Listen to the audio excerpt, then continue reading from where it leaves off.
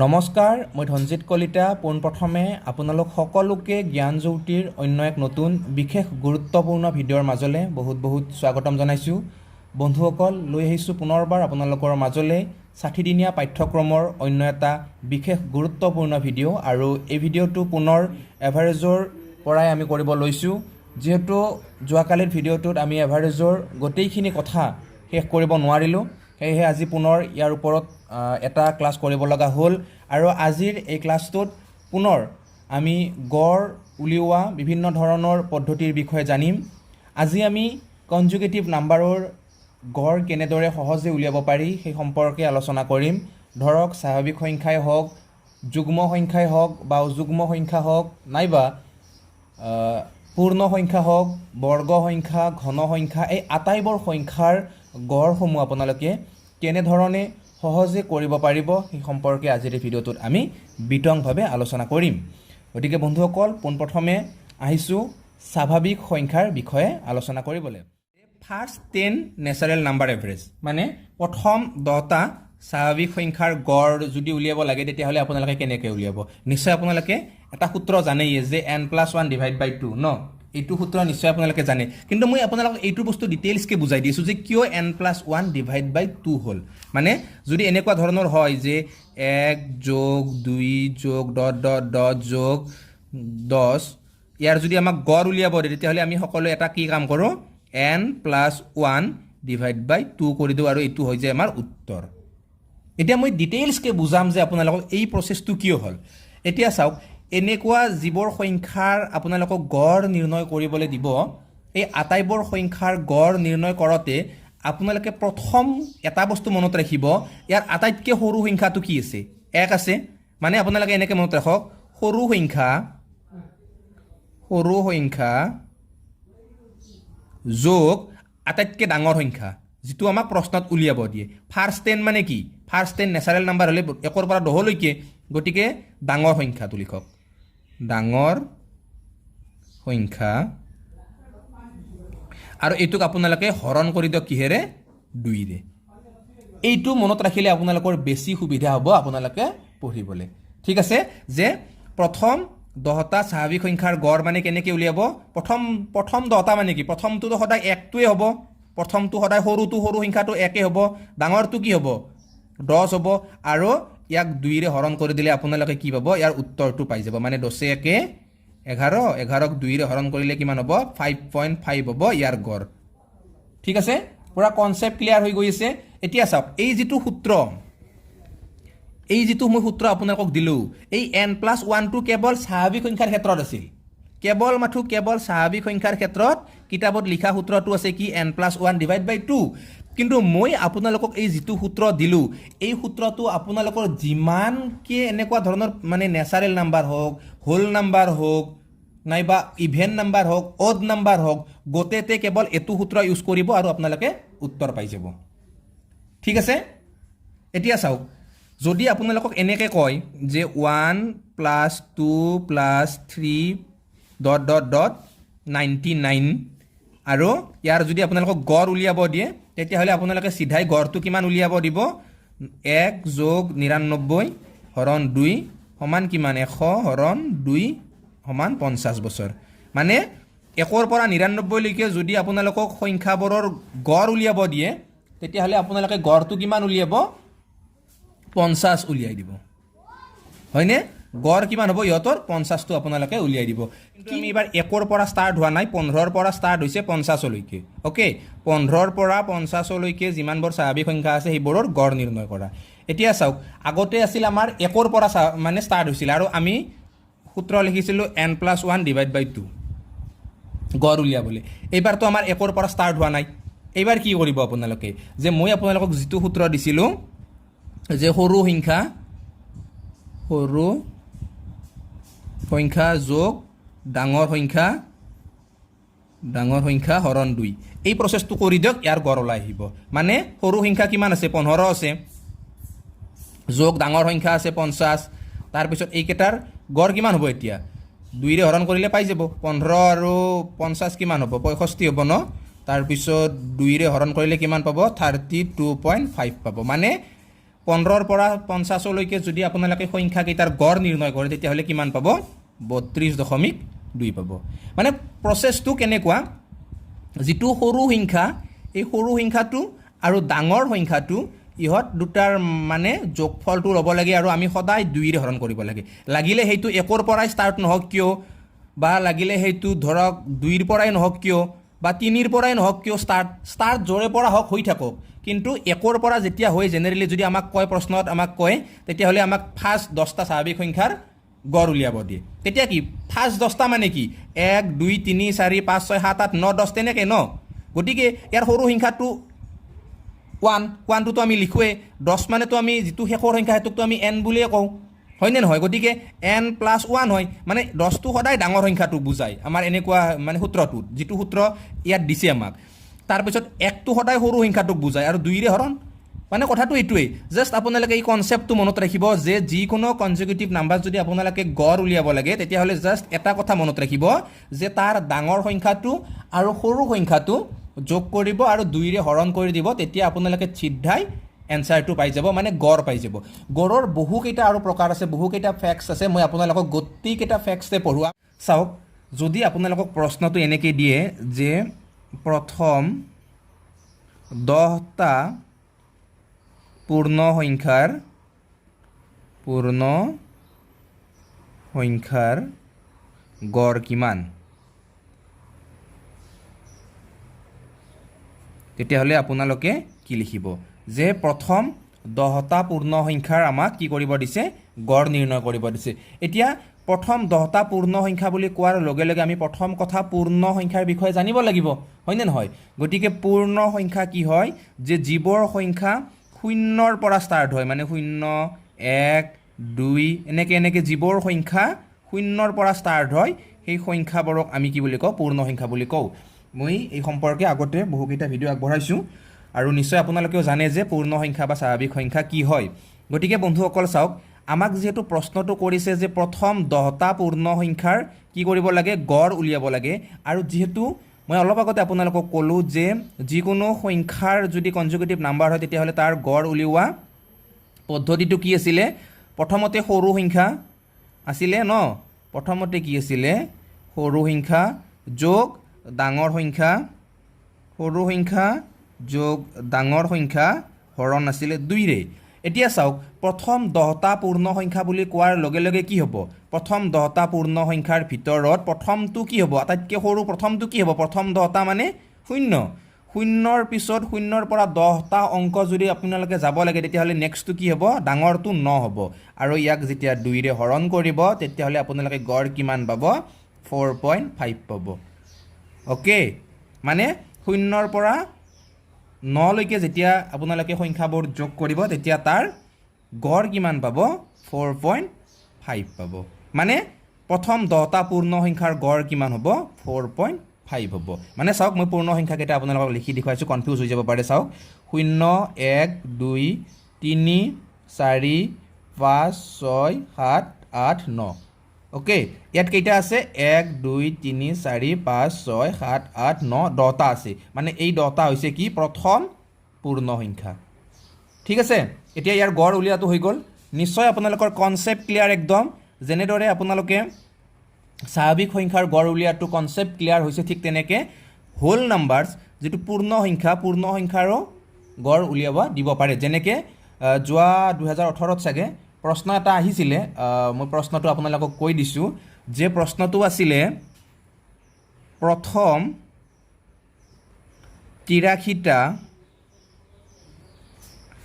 পূৰ্ণ সংখ্যাৰ গড় কিমান এতিয়া যেতিয়া প্ৰথম 83টা পূৰ্ণ সংখ্যাৰ আমাক গড় উলিয়াব দিছিলে তেতিয়া বহুতে কি কৰিছিলে n+1/2 এই মেথডটোৰ দ্বাৰাই কৰি আহিছিলে কাৰণ তেওঁলোকে বেছিভাগে হয়তো এইটো কথাত গুৰুত্ব দিয়া নাছিলে যে পূৰ্ণ সংখ্যা আৰু স্বাভাৱিক সংখ্যাৰ এই সূত্ৰটোৰ অকণমান মানে গণ্ডগোল যেতিয়া পূৰ্ণ সংখ্যাৰ ক্ষেত্ৰত আপোনালোকে এনেদৰে গড় নিৰ্ণয় কৰিব লাগে তেতিয়া সূত্ৰটো আপোনালোকে মনত ৰাখিব n+0/2 মানে n মানে ডাঙৰ সংখ্যাটো সদায় আৰু 0টোতো সৰু সংখ্যাটোৱে গতিকে চাওক প্ৰথম 83টা হ'লে কি হ'ব প্ৰথম 83টা হোৱাৰ লগে লগে এটাটো শূন্য হ'বই আনটো কি হ'ব আনটো 82 হ'ব 82 হ'ব ন গতিকে ইয়াক 2ৰে ডিভাইড কৰিলে কিমান হ'ব 41 হ'ব আৰু 41টো কি হ'ব ইয়াৰে ৰাইট এনসাৰ হ'ব কিন্তু বহুতে কি কৰিছিলে 41.5 লিখি দিছিলে ওকে গতিকে নিশ্চয় আপোনালোকে ইয়াৰ যেটো কনসেপ্টটো প্ৰায় বুজি পাইছে তো এইবাৰ আগবাঢ়িছো ইয়াৰ পিছত আমি যুগ্ম সংখ্যালে ঠিক আছে যে যুগ্ম সংখ্যাৰ যদি আমাক যুগ্ম সংখ্যাৰ গড় লাগে আমাক তেতিয়াহ'লে আমি কেনে ধৰণে উলিয়াম যুগ্ম সংখ্যাৰ যদি আমি গড় নিৰ্ণয় কৰিব লাগে চাওক যদি প্ৰশ্নটোত কোৱা হয় যে প্ৰথম 5টা যুগ্ম সংখ্যাৰ গড়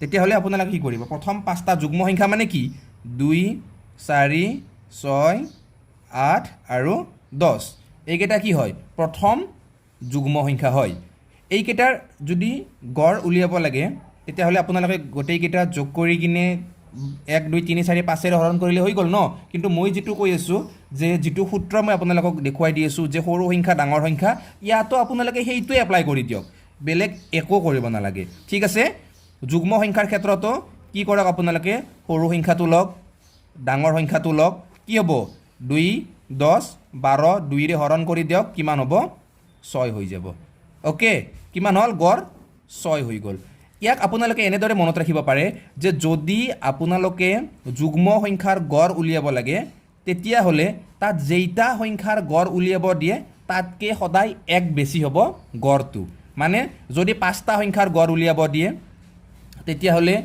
কি হ'ব 6 হ'ব যদি 6টা সংখ্যাৰ প্ৰথম হ'ব লাগিব দেই কিন্তু এইটো পুনৰবাৰ কৈছো যে প্ৰথম 5টা উলিয়াব দিলে গড় 6 হ'ব প্ৰথম 6টা সংখ্যাৰ গড় উলিয়াব দিলে 7 হ'ব প্ৰথম শব্দটো ইউজ কৰি কিনে যদিহে আপোনালোকক যিকোনো যুগ্ম সংখ্যাৰ গড় উলিয়াব দিয়ে তাৰ এটা বস্তু মনত ৰাখিব যে কিমানটা সংখ্যাৰ উলিয়াব দিছে ঠিক আছে যিমানটা সংখ্যাৰ উলিয়াব দিছে তাৰ লগত এক যোগ কৰি দিলে আপোনালোকে কি হ'ব ইয়াৰ শুদ্ধ উত্তৰটো পাই যাব কিন্তু যদি প্ৰথমটো নিদিয়ে প্ৰশ্নত বাৰু নাহিলে যে প্ৰথমটো প্ৰশ্নত এনেকে নাহিল যে প্ৰথম শব্দটো দিয়া নাই প্ৰশ্নটো আপোনালোকক এনেকে দিছে যে 20ৰ পৰা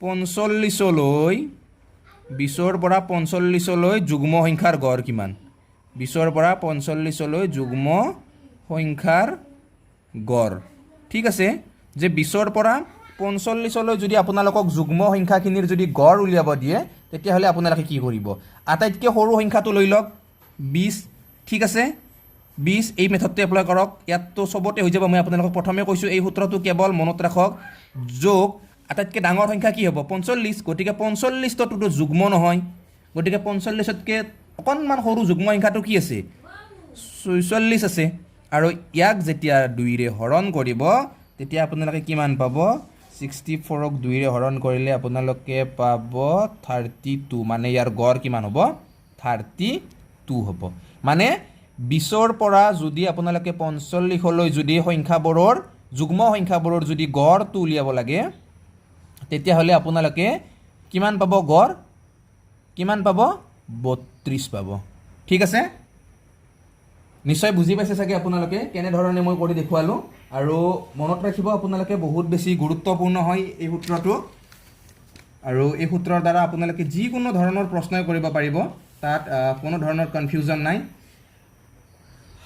গৰম ধৰি গ'ল আজি তামাম গৰম দি আছে ন বন্ধুসকল চাওক যাতে আপোনালোকৰ এই কনসেপ্টটো পুৰা 100% ক্লিয়াৰ হৈ যায় তাৰ বাবে মই পুনৰ এটা উদাহৰণ লৈছো এবাৰ 12ৰ পৰা 199 লৈকে যুগ্ম সংখ্যাৰ গড় উলিয়াব লাগে কিমানৰ পৰা 12ৰ পৰা গতিকে ইয়াত আটাইতকৈ সৰু সংখ্যাটো কি হ'ব 12 হ'ব আটাইতকৈ ডাঙৰ সংখ্যাটো কি হ'ব 199 আছে কিন্তু এটো যুগ্ম নহয় গতিকে 100 কিমান হ'ব 98 হ'ব গতিকে ইহঁতক আমি 2 ৰে হৰণ কৰিব লাগিব কিমান হ'ব যোগফলটো 210 হ'ব ন তাৰ পিছত 210ক 2 ৰে হৰণ কৰিলে আমি কিমান পাম 105 পাম মানে গড় কিমান হ'ব 105 বহুত সহজ হয় মাত্ৰ আপোনালোকে বুজি লওক আৰু এই নোটছ বিলাক আপোনালোকে বহিত নোটছ কৰি থৈ যাব নহলে কিন্তু আপোনালোকে পাহৰি যাব পিছত ঠিক আছে যুগ্ম সংখ্যাৰ কনচেপ্ট 100% ক্লিয়াৰ হৈ গ'ল আপোনালোকৰ আৰু এইবাৰ আপোনালোকক অযুগ্ম সংখ্যাৰ বিষয়ে ক'ম যে অযুগ্ম সংখ্যাৰ গড়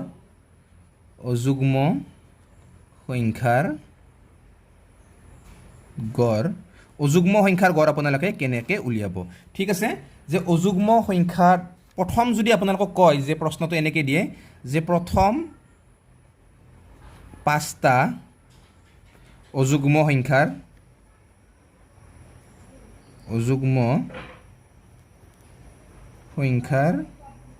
গড় তেতিয়াহ'লে আপোনালোকে কেনেকৈ লিখিব যে প্ৰথম 5টা অযুগ্ম মানে কি 1 3 5 7 আৰু 9 হয়নে প্ৰথম 5টা অযুগ্ম সংখ্যা হৈছে 1 3 5 7 আৰু 9 এতিয়া ইহঁত কেইটাৰ গড় কেনেদৰে উলিয়াব মই যিটো মেথড আপোনালোকক কৈছোঁ সেই মেথডটো আপোনালোকে ইয়াত মানে এপ্লাই কৰি দিয়ক সেই মেথডটোৱে কৰক যিটো মই কৈছোঁ সৰু সংখ্যা ডাঙৰ সংখ্যা ঠিক আছে সৰু সংখ্যা ডাঙৰ সংখ্যা যোগ কৰিলে হ'ব 10 2 ৰে হৰণ কৰিলে গড় ওলাই যাব 5 ওকে ইয়াত এটা বস্তু মনত ৰাখিব যে যদি অযুগ্ম সংখ্যাৰ ক্ষেত্ৰত আপোনালোকক প্ৰশ্নটো এনেকৈ আহে যে প্ৰথম 5টা অযুগ্ম সংখ্যাৰ গড় প্ৰথম 6টা অযুগ্ম সংখ্যাৰ গড় বা প্ৰথম 10টা অযুগ্ম সংখ্যাৰ গড় যি নিদিয়ক কিয় প্ৰথম 5টা যদি অযুগ্ম সংখ্যাৰ গড় দিয়ে তেতিয়াহ'লে উত্তৰ হ'ব 5 প্ৰথম যদি 6টা উলিয়াব দিয়ে তেতিয়াহ'লে ইয়াৰ গড় হ'ব 6 প্ৰথম 10টা সংখ্যাৰ যদি গড় উলিয়াব দিয়ে অযুগ্ম তেতিয়াহ'লে তাৰ গড় কিমান হ'ব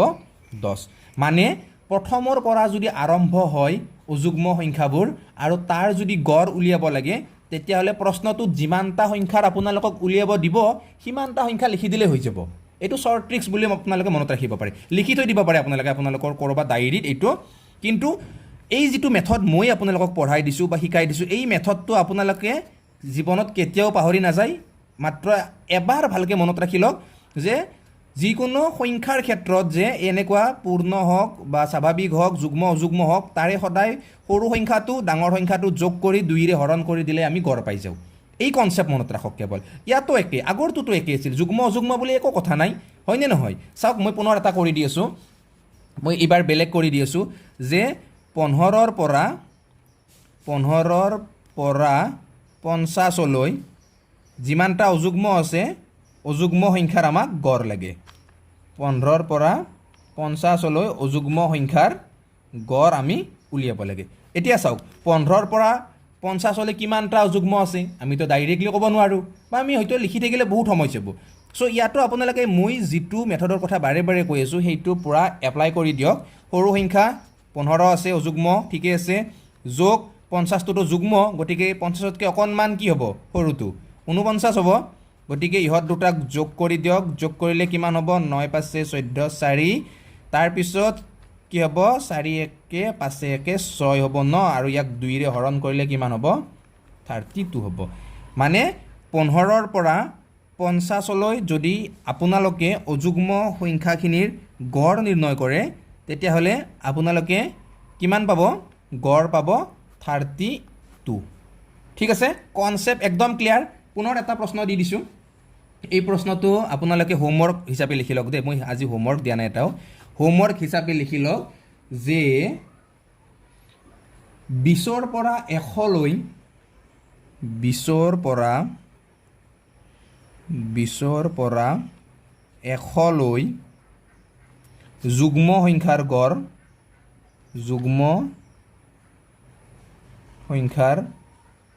গড় আৰু এইটো 1 নম্বৰ আৰু 2 নম্বৰ 20ৰ পৰা 100লৈ অযুগ্ম সংখ্যাৰ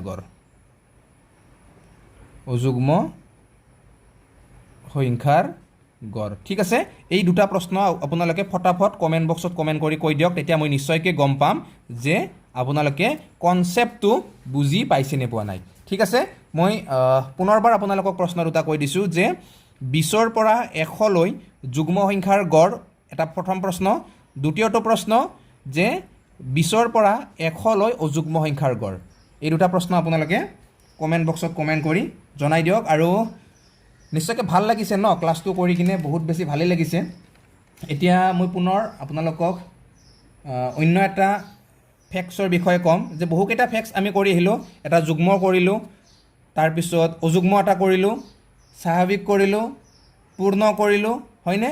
এতিয়া কৰিম যে যদি মানে প্ৰশ্ন আহে এনেকৈ যে প্ৰথম 10টা বৰ্গ সংখ্যাৰ কি হয় গড় নিৰ্ণয় কৰা। ঠিক আছে, যদি এনেকৈ আহে যে প্ৰথম 10টা কি বুলি কয় বৰ্গ সংখ্যাৰ আমাক যদি গড় উলিয়াব দিয়ে, মানে 1ৰ পৰা 10লৈ যদি বৰ্গ কৰি যদি আমাক গড় উলিয়াব দিয়ে, ধৰক যেনে 1 স্কুৱেৰ প্লাছ 2 স্কুৱেৰ এনেকৈ ডটকৈ 10লৈকে যদি স্কুৱেৰ কৰি যদি আমাক ইয়াৰ বৰ্গ উলিয়াব দিয়ে, তেতিয়াহ'লে আপোনালোকে তাৰ বৰ্গ কেনেদৰে উলিয়াব। ঠিক আছে, ইয়াৰ বাবে আপোনালোকে এটা সৰুকৈ সূত্ৰ মনত ৰাখিলে হ'ল, বহুত বিশেষ একো নাই। এনেকুৱা ধৰণৰ প্ৰশ্ন বহুত নাহে পৰীক্ষাত, তথাপি কেতিয়াবা 2-এটা আহিলে আপোনালোকে একো বহুত বিশেষ কৰিব নালাগে। n মনত ৰাখক, n মনত ৰাখি কিনে n+1 এনেকৈ এবাৰ দিয়ক আৰু 2n+1 দিয়ক, n+1 2n+1 আৰু ইয়াক 6ৰে হৰণ কৰি দিয়ক, উত্তৰ ওলাই যাব। ঠিক আছে, ধৰক ইয়াত 1ৰ পৰা 10লৈ, গতিকে ইয়াত n কিমান হ'ব? 10 হ'ব, যোগ 1 10 11 পূৰণ 2 আছে 2n, গতিকে 10 আৰু 2 পূৰণ কৰিলে কিমান হ'ব? 10 2 গুণ 20 যোগ 1, তাৰপিছত হৰণ কিহেৰে? 6ৰে। ঠিক আছে, হৰণ কিহেৰে কৰিলোঁ আমি? 6ৰে। এতিয়া চাওক 10 1 11 ঠাইয়ে নাইকিয়া হৈ গ'ল এইখিনিত, 11 পূৰণ কিমান আছে? 20 1 21 আৰু ইয়াক 6ৰে হৰণ কৰি দিয়ক, যিমানটো উত্তৰ পাব সিমানখিনি কি হ'ব? ইয়াৰ গড় হ'ব। ঠিক আছে, গতিকে নিশ্চয় আপোনালোকে বহুখিনি আজি আয়ত্ব কৰিব পাৰিছে। মই বৰ্গ সংখ্যাৰ বিষয়ে কৈছোঁ আৰু এটা কৈ আছোঁ বাৰু, এইবাৰ ঘন সংখ্যা যদি আপোনালোকক দিয়ে যে ঘন সংখ্যা থাকিলে ঘন সংখ্যাৰ গড় আপোনালোকে কেনেদৰে নিৰূপণ কৰিব, সেইটো আপোনালোকে লিখি লওক, মই কৈ আছোঁ। আৰু এনেকৈ যদি 10লৈকে আপোনালোকক কিউব কৰি কিনে যদি গড় উলিয়াব দিয়ে, তেতিয়াহ'লে আপোনালোকে কি কৰিব?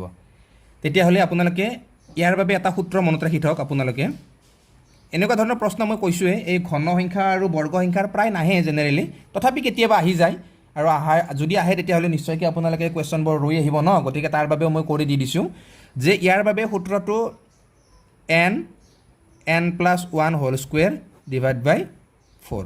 অ'কে, এই সূত্ৰটো আপোনালোকে ধুনীয়াকৈ মুখস্থ ৰাখিব। এইটো কি হয়? ঘন সংখ্যাবিলাকৰ যদি গড় নিৰ্ণয় কৰিব লাগে, তাত এইটো কামত খাটে। ঠিক আছে, যে ঘন সংখ্যাবিলাকৰ এইটো কি হ'ব? কামত খাটিব। চাওক, মই এইটো প্ৰমাণ কৰি দি আছোঁ বাৰু, গৰম লগাৰ বাবে অকণমান শ্ল' হৈ গৈছোঁ দেই মানুহটো। ইয়াত 1ৰ পৰা 10লৈকে মানে প্ৰথম 10টা সংখ্যাৰ মানে ঘন সংখ্যাৰ আমাক কি কৰিব লাগে? গড় উলিয়াব লাগে। গতিকে ইয়াত n কিমান হ'ব? 10 যোগ 10 n+1 দেই ইয়াতে, গতিকে n+1 কিমান হ'ব? 10 1 11 হোল স্কুৱেৰ আছে, তাৰপিছত তলত 4, গতিকে 10 পূৰণ 11টো স্কুৱেৰ, 11 11 গুণ কিমান? 121, তলত কিমান আছে? 4, 4ৰে কাটাকাটি কৰিলোঁ, 2 দি যাব, 10ক 5 বাৰ, 4ক 2 বাৰ, আৰু এইটো যেতিয়া আমি 5 121 পূৰণ কৰিম, 600 কিমান হ'ব? 5 হ'ব ন, 5 1 গুণ 5, 5 2 গুণ 10 0, 5 1 গুণ 5 5 1 6, ইয়াক 2ৰে হৰণ কৰি দিলে আমি উত্তৰ কিমান পাম? 304.5 পাম। মানে 1ৰ পৰা যেতিয়া 10লৈকে সংখ্যাবোৰ ঘন কৰি কিনে আমি তাৰ গড় উলিয়াম, তেতিয়া কি হ'ব? তাৰ গড় হ'ব 304.5 হ'ব। বহুত সহজ হয়, আপোনালোকে খুব সহজে কৰিব পাৰিব। এতিয়া এই যিটো ফেক্ট, এই ফেক্টটো নিশ্চয় আপোনালোকে মনত ৰাখিলে আজি সংখ্যাৰ ক্ষেত্ৰত বহুকেইটা বা বিভিন্ন ধৰণৰ আমি কৰিবলৈ চেষ্টা কৰিলোঁ আৰু নিশ্চয়কৈ বুজি পালোঁ। তো যদি এনেকুৱা ধৰণৰ প্ৰশ্ন নাহি যদি বেলেগ ধৰণৰ প্ৰশ্ন আহে, যে অকণমান বেলেগ কৰি দিলে প্ৰশ্নটো, যে ধৰক মই কৈ আছোঁ, ক্লাছটো বহুত বিশেষ দীঘলীয়া নকৰোঁ দেই, অলপ দীঘলীয়াই কৰিম বাৰু। তো 7জন মানুহ আছে, এইবাৰ এটা বেলেগ ফেক্ট, এইটো হেছটেগ দি থৈ দিয়ক, 7জন হৈছে 7জন মানুহৰ গড় বয়স, 7জন মানুহৰ গড় বয়স কিমান? 20 বছৰ। অ'কে, 7জন মানুহৰ গড় বয়স 20 বছৰ আমি ধৰি লৈছোঁ। এতিয়া তাৰ পৰা এজন গুচি গ'লে গুচি গ'লে নতুন গড় হয় নতুন গড় হয় 18। ঠিক আছে, এতিয়া গুচি যোৱা মানুহজনৰ বয়স কিমান? গুচি যোৱা মানুহজনৰ বয়স কিমান? ঠিক আছে, তো প্ৰথম অৱস্থাত এইটো আমি কেনেকৈ কৰিম যে প্ৰথম অৱস্থাত 7জন মানুহ আছে, গড় বয়স কিমান? 20 বছৰ। 7জন মানুহ, তেওঁলোকৰ গড় বয়স কিমান? 20 বছৰ। গতিকে 7জন মানুহৰ গোটেইকেইটাৰে বয়সটো কিমান হ'ব? মুঠ বয়স কিমান হ'ব আমি সেইটো জানিব লাগিব। 7জন মানুহৰ যদি 20 গড় হয় তেতিয়াহ'লে মুঠ কিমান আছিল? এই দুটা পূৰণ কৰিব লগা আছিল। মই আপোনালোকক যোৱাকালিৰ ভিডিঅ'ত কৈয়ে দিছিলোঁ এইটো। গতিকে 140 বছৰ কি হ'ল? 7জন মানুহৰ মুঠ বয়স। যেতিয়া এজন মানুহ গুচি গৈছে তেতিয়া কিমান থাকিলে? 6 থাকিলে মানুহ, আৰু 6জন মানুহৰ গড় কিমান হৈছে?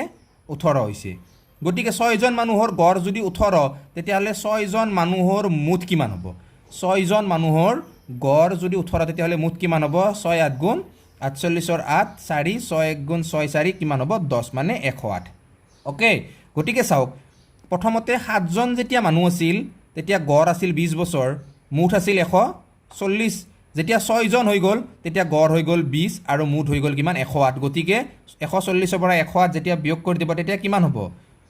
তেতিয়া হ'ব 32, মানে গুচি যোৱা মানুহজনৰ বয়স কিমান হ'ব? 32 বছৰ। ঠিক আছে, গুচি যোৱা মানুহজনৰ বয়স কিমান হ'ব? 32 বছৰ। বুজি পাইছে চাগে আপোনালোকে? নিশ্চয় সহজ হয়, একদমেই সহজ হয়। আৰু এনেকুৱা ধৰণৰ আমি প্ৰশ্ন কৰিব লাগিব, বহুত প্ৰশ্ন কৰিব লাগিব গড়ৰ, তেতিয়াহে আমি গড়ৰ কনচেপ্টবিলাক ক্লিয়াৰ কৰিব পাৰিম। আৰু নিশ্চয় আপোনালোকে ভালে পাইছে ন ক্লাছবোৰ কৰি? আপোনালোকে এটা কাম কৰিব, প্ৰতিটো প্ৰশ্ন ভালকৈ নোটছ কৰি ৰাখিব। এইটো মনত ৰাখিব যে ইয়াত আমি যিবোৰ ক্লাছ কৰি আছোঁ প্ৰতিটো ক্লাছে বহুত বেছি গুৰুত্বপূৰ্ণ হয়। গতিকে এইবোৰ নোটছ কৰিব আৰু মাজে মাজে প্ৰেক্টিছ কৰিব, কাৰণ যেতিয়া প্ৰেক্টিছ নকৰিব তেতিয়া কিন্তু আপোনালোকে পাহৰি যাব, আৰু পাহৰি গ'লে হ'ল আৰু মানে।